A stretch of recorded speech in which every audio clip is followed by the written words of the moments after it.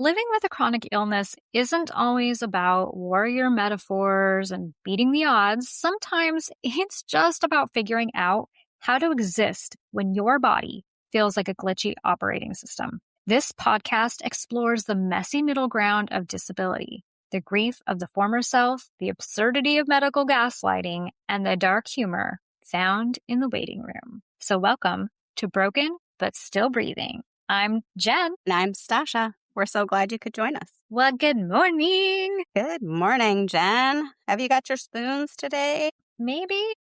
My husband and I have been working on projects around the house, and one of them was putting together a patio set, which seemed easy until you get this little space and screws to put in. Oof. Yeah. My hands did not want to cooperate. That sounds like a big challenge. We persevered. I would start working on part of a chair because it's basically like a little sectional type of thing for the deck. And I'd start the chair and give my husband a break. And then once I got it started, he would go in and tighten and finish it. Nice division of labor. I like that. Yeah. He had just gotten home from work. I kind of felt bad that it's like, ooh, here's this big, fun, hard project. I wanted to also feel like I was helping. So there we go. So now we have furniture to sit on and out on the deck, and I can read my book out there. I love it. I've always considered putting furniture together a really great couple test, too. If you can put together furniture together and nobody goes away mad, then you're a pretty good fit. Yeah. If you can accomplish a task like that without killing each other, then you can definitely get through other things, too. Absolutely. All right. Should we dive into today's topic? Let's talk about the daily spoon audit.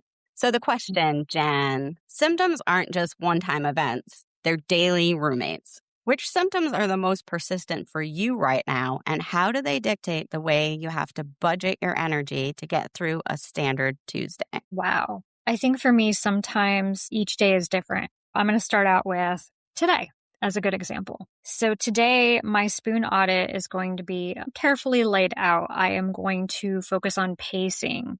I think that's an important topic for us to cover with people, the importance of pacing, because if we don't, we run out of our spoons. 100% agree with that. I'm going to try really hard to describe this the best way I can, and I might have to ask you for help. Pacing. If you know that you're having a pain day, a hard day, or you just kind of know how your body is, pacing is important. You can take on pieces of your day and break it into chunks. If I know that I have tasks that need to be done, I don't have to do it all at once. I can divide it up. And so when I say pacing, that's what I mean. I mean, if I need to go do the dishes and the laundry and sweep and mop, break down cardboard, maybe trim some bushes. If I know that's a lot of stuff that needs to get done, I'm not going to just wake up, toss on my shoes, and start working on all of that. That's not going to work for me. So days like today, I am going to break them into chunks and kind of divide them into my day.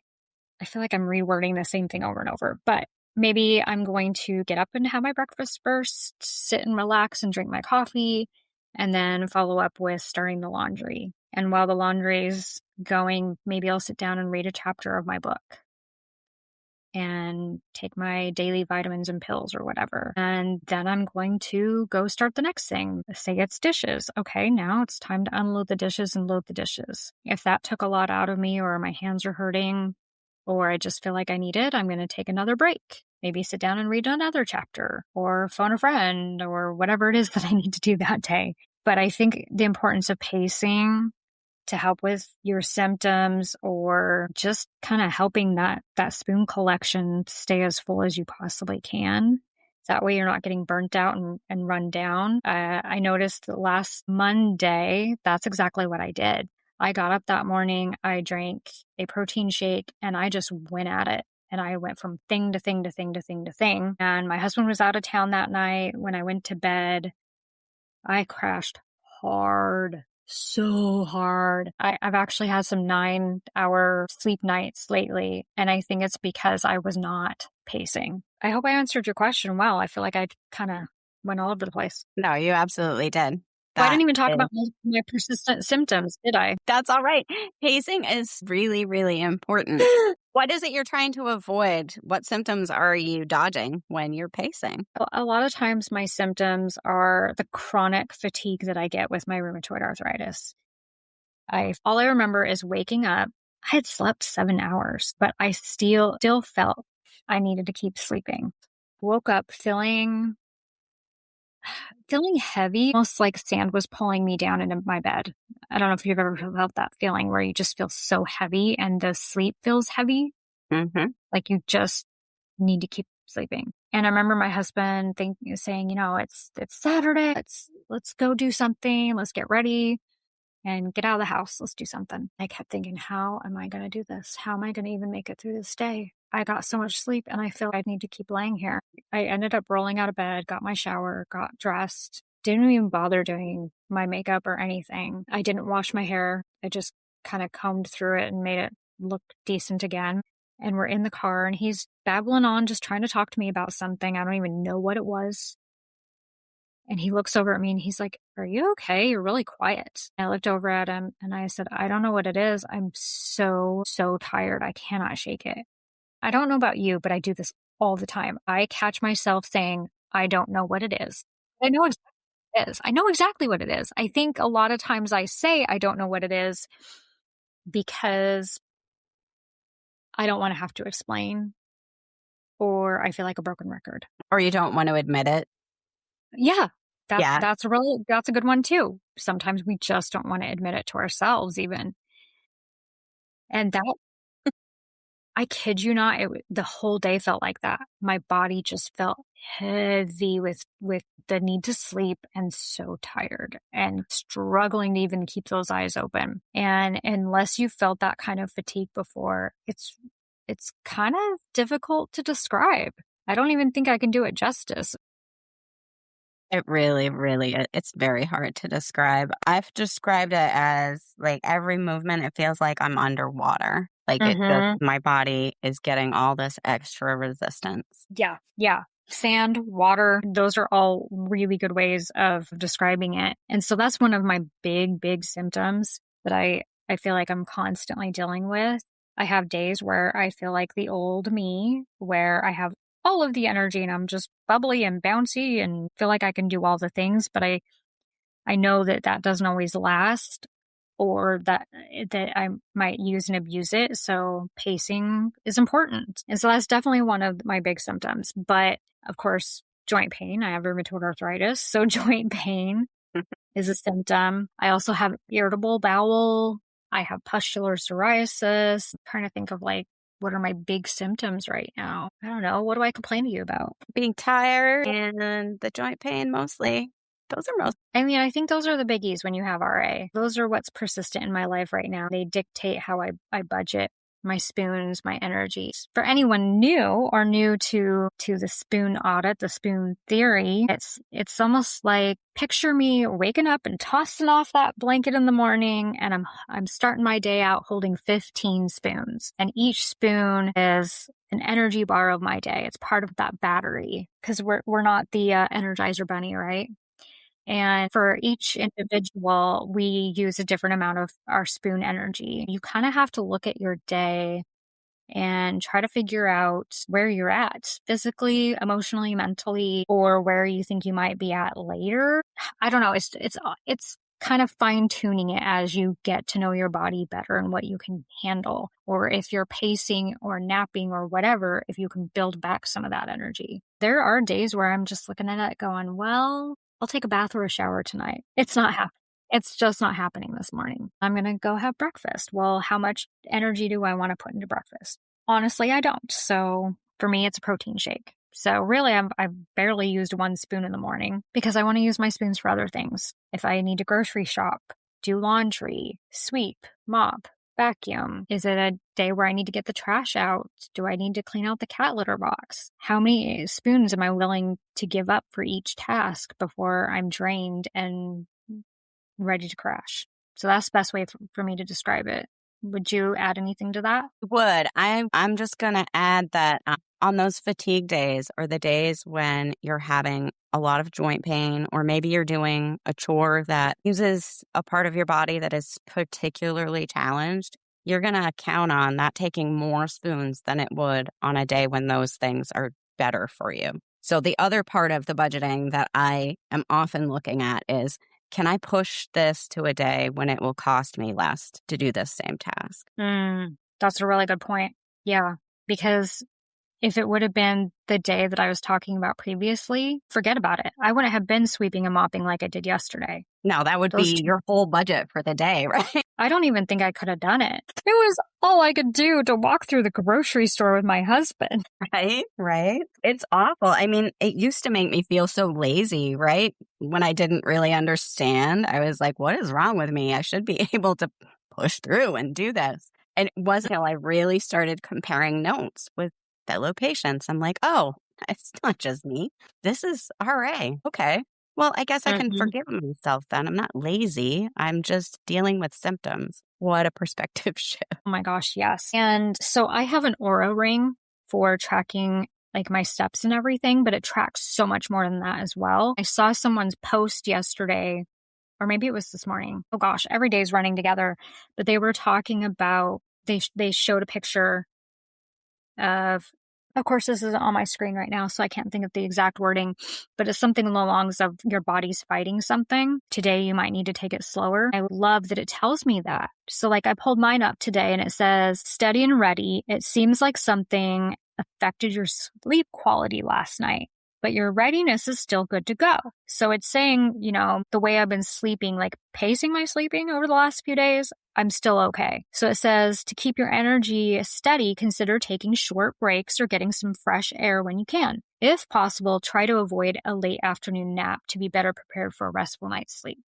I love, and no, I do not have a partnership with Aura or anything like that, people. I'm just telling you what it tells me and that I love it. I love that it recognizes that something is fighting within me, and that it'll tell me when I need to pay attention to things more. You can even click in there and say, these are things that I'm feeling, or like maybe I had a lot of caffeine yesterday. Or, I mean, you can put all that kind of stuff in, which is helpful. That sounds really helpful. I just wish the Aura rings were a lot less expensive, because I Yeah. know so many people could benefit from them. But I will say, pro tip, because I ended up upgrading from my Aura 3 to an Aura 4.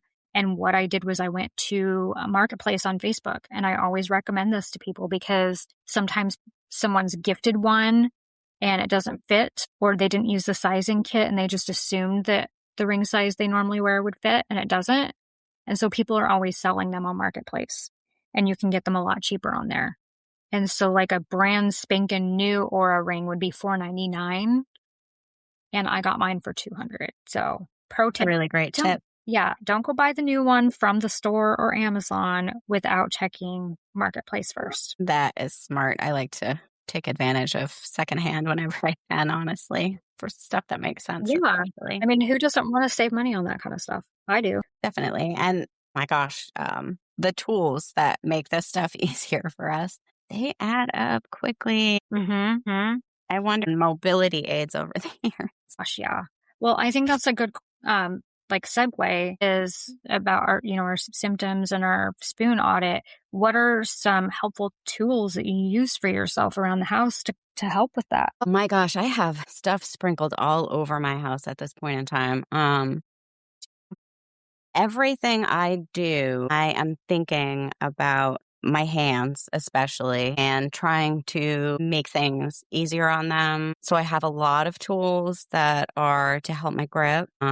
Every tool I use, as far as like pens, and, I do a lot of crafting. So I've got craft knives and all of those sorts of things, crochet hooks. Everything is chunky and ergonomic. If it isn't chunky enough, I bulk it up with that bandage wrap. It's kind of flexy, it sticks to itself. You can make a handle any size you want with that. That's one of my favorite cheap hacks. And then, of course, bending is not my strong suit. So Yeah. I have those dressing sticks scattered all over my house because I found they're really good for like fishing something off the floor. I Ooh, have one by okay. my washing machine because I can use it to grab the clothes out of the bottom of the washing machine because I'm a short girl who doesn't bend.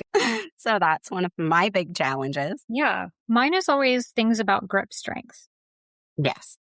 And so I have things like gadgets that help me with that. So I have, of course, my mind's going to go blank. Oh, it's the Jiffy Twist. I have the Jiffy Twist under my cabinet. You can find it on Amazon, you guys. It's really inexpensive and it's an easy, easy tool. You literally like take the paper off and it has sticky stuff and you go to your underneath of your cupboard and stick it up there. You can use it for fingernail polish, water bottles, pickle jars, anything. And so when you're by yourself, you just take whatever that thing is, put it into the Jiffy Twist, and it grips it, and you turn, and it takes the lid off. Super easy. So that's one of my biggies. I also have what's called the Kitchen Mama, a can opener, which my husband absolutely loves. So does my mother-in-law and even my grandson. So my grandson is 4, but even when he was like 2 and 3, he would help me open things because he thought it was so much fun. You just set the can opener on top of your can, push the button, and it opens all the way around it. What else do I have? Grace and Abel.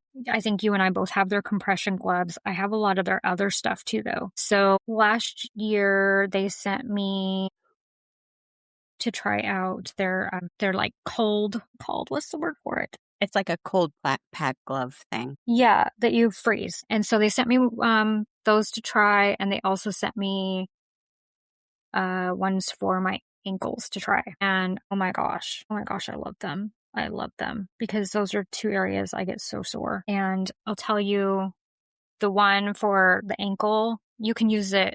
I mean, you can use it on your arm, your leg, wherever. But I actually used it a lot after my foot surgery Hmm.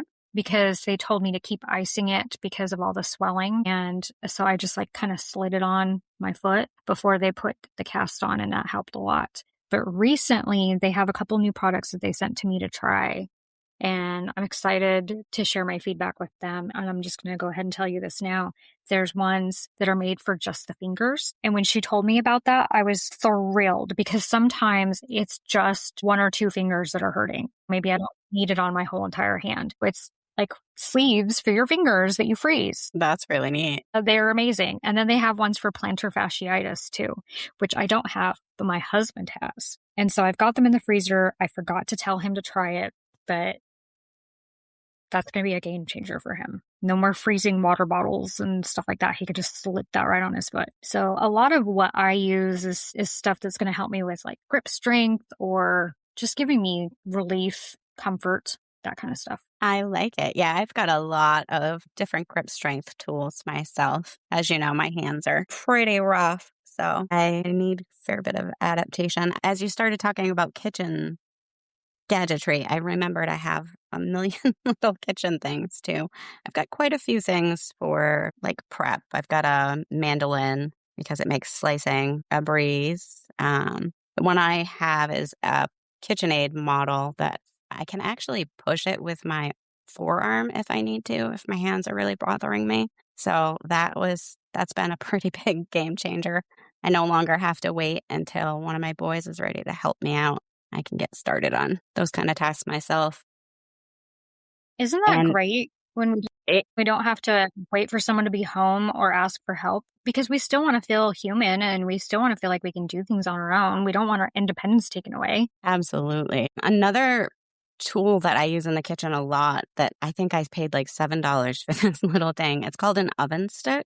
And it's just a little wooden stick that you can use to pull the oven racks out and pull pans in and out of the oven. It just gives you that little bit of leverage to get it closer to you so that you're not doing as much reaching. So that has been a really handy tool for me. I think I've had that for 12 years now. I feel like we could go hours on all of our favorite tools. Gosh, couldn't we? Now, I do want to tell everyone, you moderate and I co-moderate the Rheumatoid Arthritis Connect group with the Arthritis Foundation. Yes, we And did.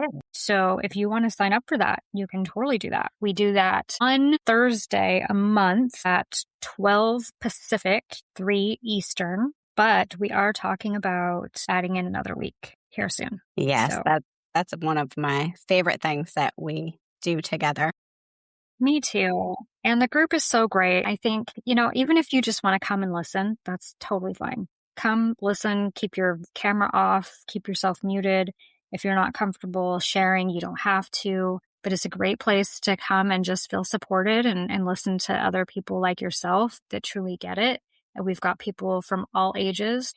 We even have a mom that came wanting to just learn and find out more to support her 14-year-old daughter. So that was great having her come too. It really was. It is a really welcoming and kind group of people that we have showing up time after time. And there's always a few newbies. Like Jen Mm-hmm. said, there are always some people who are more comfortable sitting in the background, just kind of lurking and taking it all in. And we absolutely support all levels of engagement. For me, that peer-to-peer support, it's a game changer Mm-hmm. to know that you're not the only one struggling with these symptoms, and to have somebody who will remind you that, just because you're struggling with this doesn't mean you have to stay there, can be really helpful too. Absolutely. So, do you want to share with listeners what the next topic of the next episode is going to be? What is the next topic? Next time, we're going to be talking about uh, there's plenty of health podcasts out there focusing on healing or cures. Why do we feel it's necessary to create a space specifically for the broken parts of the journey? So, that is our next topic. Thanks so much for joining us. We hope to see you next time. I could not agree more. We'll see you then. Bye, everyone.